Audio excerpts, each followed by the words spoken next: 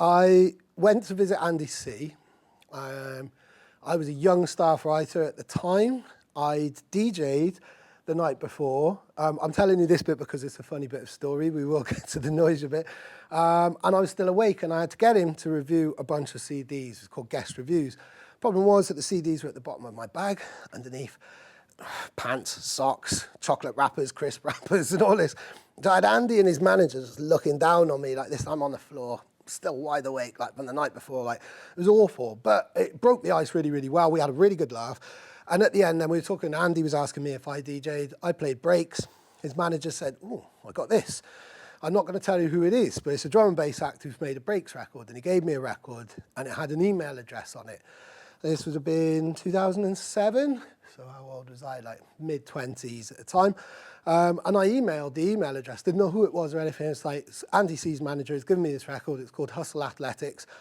Don't know who you are or anything, but I'm going to review it and maybe I can interview you. And this guy, Walter, got back to me. He was Noisia's manager for years. He'd only just started managing them. He said, oh, hi, it's actually Noisia. Don't know if you're aware of them. Of course I was.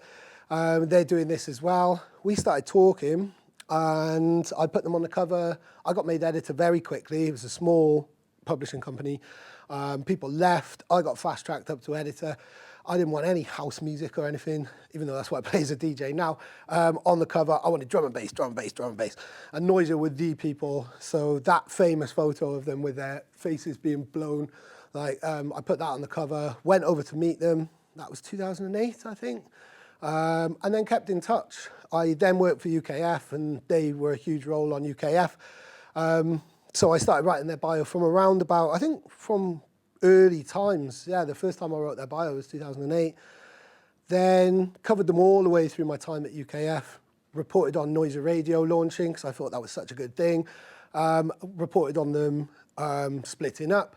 Then I called up Walter for some advice around about the lockdown time, because I wasn't too sure if I was going to stay around in music journalism. I'd had a really, really horrible time relating to, yeah, we all did online. It wasn't a very good time. But I wanted his advice, and he said, definitely don't quit.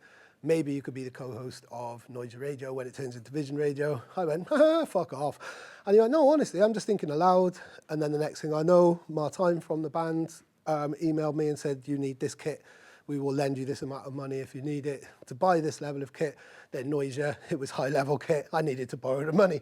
But they've become really good friends of mine now, and it's amazing to be associated with such a high-level act who keep the benchmark up, but are really inclusive. Every single week, they play music by people that they don't even know about, they don't care about. They don't read your bio, actually. They don't care what label you're on. If it sounds wicked, they'll play it. And they're a really good example of how lots of people should operate if we can in the music industry.